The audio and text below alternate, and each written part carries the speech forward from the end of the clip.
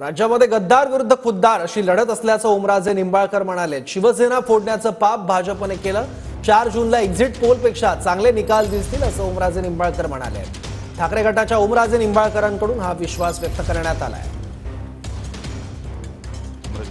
मला सांगा कशी ही लढत राहिली आहे? सगळ्यात महत्त्वाचं ही लढतच मुळात गद्दार विरुद्ध खुद्दार अशी होती। आपण जर बघितलं असेल तर लोकशाही मार्गाने तयार झालेले पक्ष कशा पद्धतीनं पैशाचं पदाचं आमिष दाखवून त्या ठिकाणी फोडले जात होते आणि जे पैशाच्या त्याचबरोबर पदाच्या अपेक्षेनं बाहेर गेलीत मंडळी त्यांच्याच नावाचा पक्ष आहे। ही जे केलं गेलं ते महाराष्ट्रातल्या जनतेला गृहीत धरून केलं गेलं आणि ते लोकांना अजिबात आवडलेलं नाही। कारण हिंदुराजे सम्राट शिवसेना प्रमुख बाळासाहेब ठाकरे आणि आदरणीय उद्धवजी ठाकरे साहेब यांच्यापासून शिवसेना हे नाव कुणीही वेगळं करू शकत नाही, धनुष्यबाण हे चिन्ह सुद्धा वेगळं करू शकत नाही।